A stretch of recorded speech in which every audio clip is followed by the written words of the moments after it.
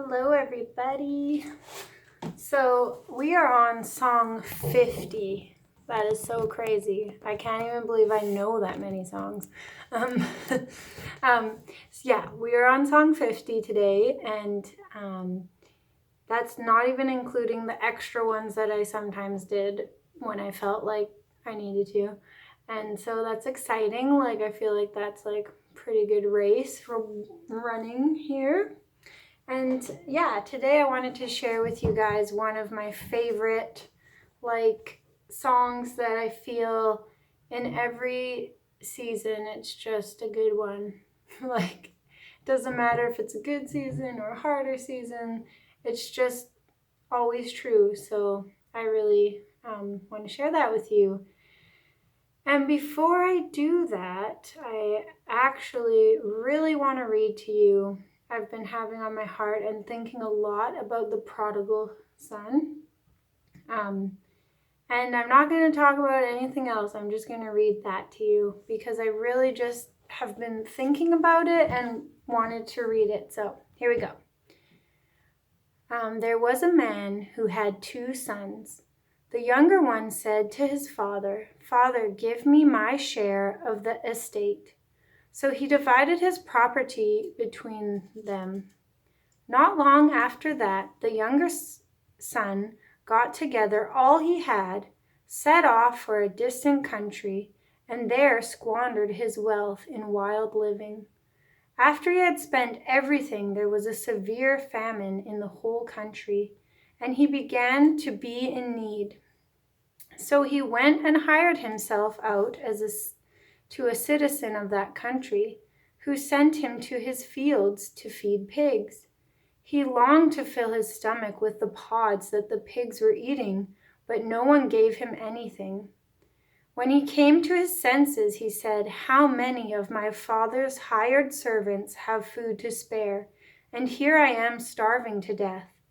I will set out and go to my father and say to him, 'Father, I have sinned against heaven and against you. I am no longer worthy to be called your son. Make me like one of your hired servants.' So he got up and went to his father." So next part is the part that's so shows you God's heart. So anyways, just listen.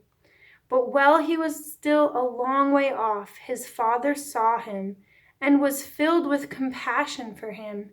He ran to his son and threw his arms around him and kissed him. The son said to him, 'Father, I have sinned against heaven and against you. I am no longer worthy to be called your son.' But the father said to his servants, 'Quick, bring the best robe and put it on him. Put a ring on his finger and sandals on his feet.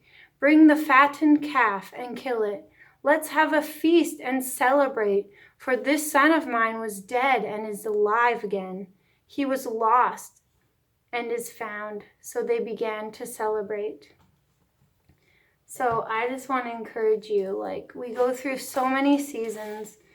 Maybe you have never even had an encounter with God.